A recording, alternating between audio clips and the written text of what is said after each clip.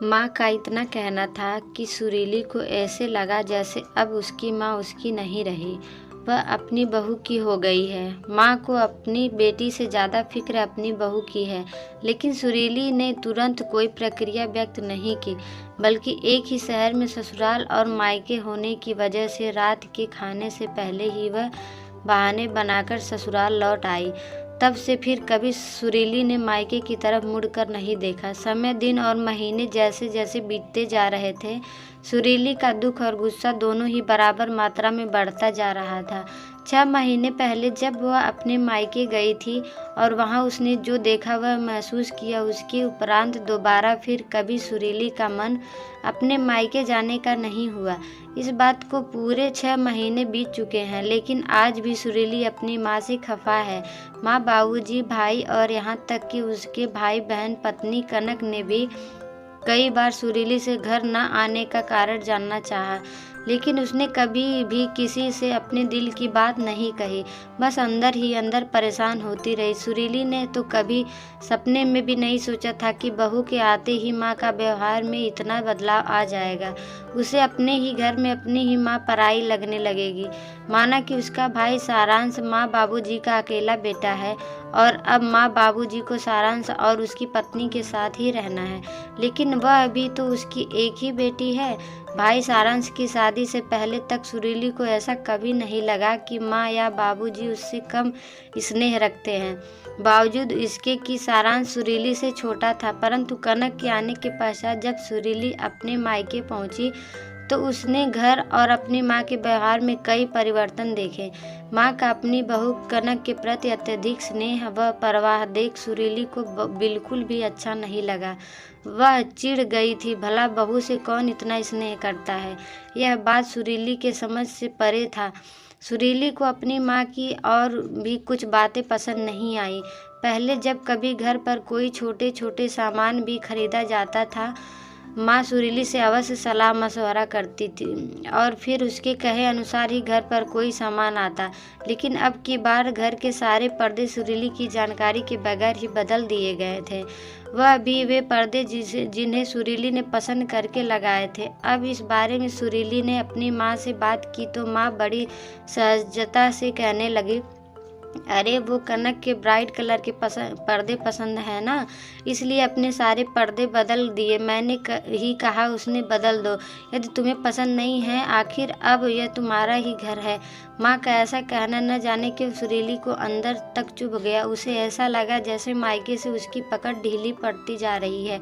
अभी सुरीली के मायके आए चंद घंटे हुए थे कि सुरीली से कनक बोली, दीदी आपको आलू चाट बहुत पसंद है ना, मैंने सारी तैयारियां कर रखी हैं, आपके लिए बनाकर ले आऊं। यह सुन सुरीली को थोड़ा अच्छा लगा। वह तनकर बोली, हाँ बना लाओ। और साथ ही साथ सुरीली ने रात के खाने का मेन्यू लिस्ट भी कनक को बता दिया था। तभी सुरीली की माँ बोली, सुरीली तुम भी जाकर किचन में कनक का हाथ बटाओ, वह अकेली यह सब नहीं कर पाएगी। माँ का इतना कहना था कि सुरीली को ऐसे लगा जैसे अब उसकी माँ उसकी नहीं रही, वह बहू की हो गई है। माँ को अपनी बेटी से ज़्यादा फिक्र अपनी बहू की है, लेकिन सुरीली ने तुरंत कोई प्रक्रिया व्यक्त नहीं की, बल्कि एक ही शहर में ससुराल और मायका होने की वजह से रात के खाने से पहले ही वह बहाने बनाकर ससुराल लौट आई। तब से फिर कभी सुरीली ने मायके की तरफ मुड़कर नहीं देखा। एक शाम जब सुरीली मार्केट से घर पहुंची तो उसने देखा कि उसकी ननद मधु अपने बच्चों के साथ घर आई हुई है। यह देख सुरीली अंदर ही अंदर कसकसा कर रह गई। मधु का आना उसे कतई पसंद नहीं था और उससे भी अधिक मधु का यहाँ आकर अनावश्यक हस्तक्षेप करना तो उसे बिल्कुल नहीं भाता था। मधु का ऐसा व्यवहार सुरीली को अपने अस्तित्वहीनता का बोध कराता। अक्सर मधु का बेतकल्लुफ होना, अपने बच्चों की सारी जिम्मेदारी सुरीली पर डालकर आराम से बतियाना, अपनी सहेलियों से मिलने और घूमने चले जाना, यह सब सुरीली को परेशान करता, क्योंकि मधु के ऐसा करने से सुरीली पर घर के सारे काम का बोझ आ जाता। ऐसे ही कई छोटे छोटे कारणों के चलते मधु और सुरीली के मध्य तनाव बना रहता। मधु को देख सुरीली कुछ कहे बगैर ही सीधे किचन की ओर चली गई, क्योंकि वह जानती थी कि थोड़ी ही देर में मधु और उसके बच्चे अपनी फरमाइशों की झड़ी लगा देंगे। जैसे ही सुरीली किचन में गई उसका पारा चढ़ गया और वह तमतमाती हुई किचन से बाहर आ गई। अपनी सासू माँ से बोली, अम्मा जी किचन का पूरा सेट किसने चेंज किया? सासू माँ कुछ कहती उससे पूर्व ही उनके करीब बैठी मधु बोल पड़ी, भाभी लुक वाइज किचन का सेटअप बिल्कुल भी अच्छा नहीं लग रहा था और फ्रिज की वजह से किचन कंजस्टेड लग रहा था। माइक्रोवेव भी सही जगह पर नहीं था, इसलिए मैंने ही सबकी जगह बदल दी। मधु का इतना कहना कि सुरीली और मधु के बीच कहाँ सुनी हो गई। सुरीली गुस्से से अपने कमरे में आ गई और आंसू बहाने लगी। माँ से वैसे ही सुरीली नाराज चल रही थी, सो उसने अपने बाबूजी को फ़ोन पर सारा वृतांत कह सुनाया। धैर्यपूर्वक सुरीली को सुनने के पश्चात बाबूजी बोले, किसी भी या माँ या सास के लिए अपनी बेटी और बहू दोनों के मध्य सामंजस्य स्थापित करवाना इतना आसान नहीं होता।